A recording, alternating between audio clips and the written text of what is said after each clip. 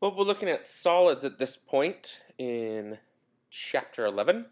And when we think about solids, there's a variety of ways that we might categorize them. So we could put them into two groups. One being solids that form crystalline patterns or really ordered arrangements of atoms together that make up a compound. So here we have an example of silicon dioxide, and the crystal organizes itself in a very um, a very ordered pattern, highly ordered pattern.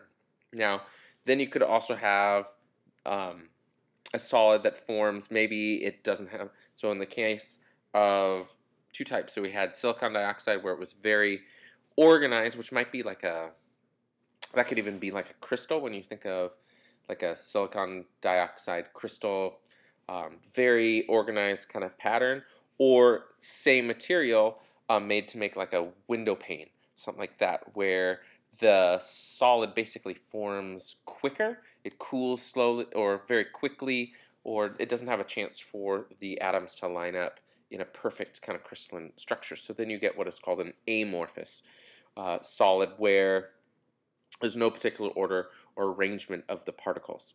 And so that might be, so those are two categories that we can put some solids in. But then when we talk about a lot of solids are made up of ionic compounds. So ionic compounds often have very high melting points, and therefore they are solids at room temperature. And being solid, they have specific kind of solid or patterns of arrangement. And that is typically an arrangement that maximizes the attractive aspects of ionic compounds and minimizes the repulsive components. So if you have sodium chloride together, you're going to have sodiums maximizing their attractiveness to chlorines and then them minimizing their proximity to like charges. So because of the ordered in a crystal, we can focus on the repeating pattern of arrangement called the unit cell. So since it's going to be just kind of this, sodium chlorine, or whatever compound you're kind of thinking through, we can kind of break down the solid, which is just a big lattice of repeating patterns, and look at just the unit cell, kind of the smallest piece of the solid that gives us a picture of what the whole solid will look like.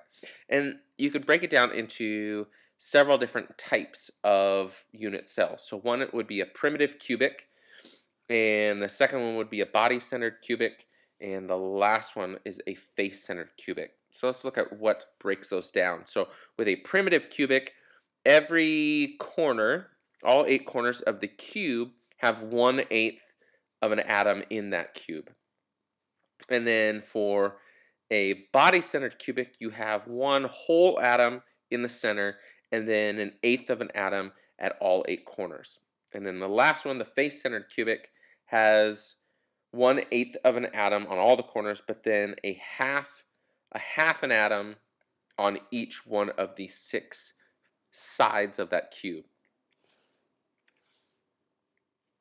So you can determine the empirical formula of an ionic solid by determining how many ions of each element fall within the unit cell. And so so if there's something in the center, obviously the fraction in the unit cell will be 1.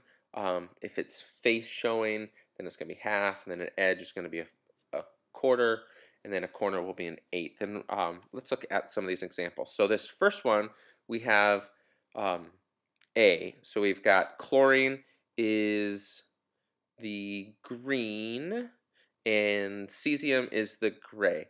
So in A, we have one center atom, which is the cesium. Okay, so that would be one cesium. And then since there is a chlorine on every corner, that makes 1/8 of an atom for each one of those corners, which since there's 8 of them, that would make up a whole chlorine.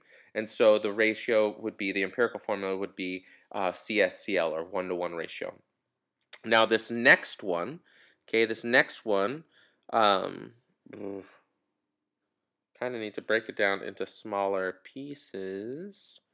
So this next one, you've got sulfur is the yellow, and zinc is the gray.